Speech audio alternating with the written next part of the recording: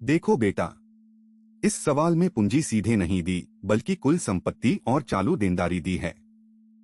तो सबसे पहले हमें पूंजी निकालनी पड़ेगी। याद रखो, पूंजी बराबर कुल संपत्ति घटाओ चालू देनदारी। क्योंकि जो बाहरी कर्ज है वो हमारी नहीं है, उसे हटाकर जो बचा वही दुकान की असली पूंजी है। तो कुल संपत्ति 6 लाख घटाओ चालू देनदारी 2,80,000 बचा 3,20,000। ये है दुकान की पूंजी। अब जैसा पहले करते थे, सामान्य लाभ, फिर अधिलाभ, फिर ख्याति।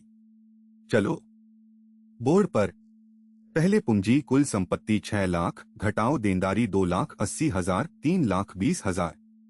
अब सामान्य लाभ पूंजी 3,20,000 का 10% 32,000। मतलब इस दुकान को सामान्य रूप से 32,000 कमाना चाहिए।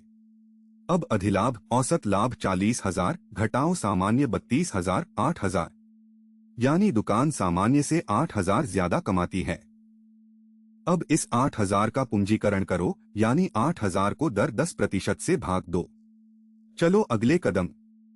अब ख्याति निकालो। फॉर्मूला अधिलाभ को दर से भाग दो।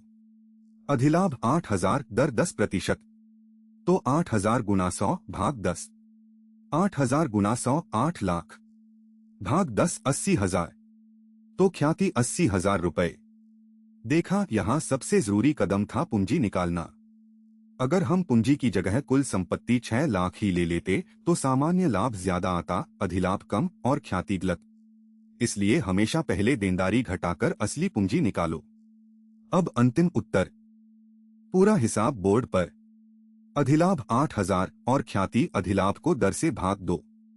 8,000 गुना 100 भाग 10 80,000। ये ही हमारी ख्याति है। ध्यान से देखो पूरा सफर। पहले देनदारी घटाकर पूंजी निकाली, फिर पूंजी से सामान्य लाभ, फिर अधिलाभ, फिर पूंजीकरण। हर कदम पिछले पर टिका है, इतना पक्का। अब अंतिम नतीजा।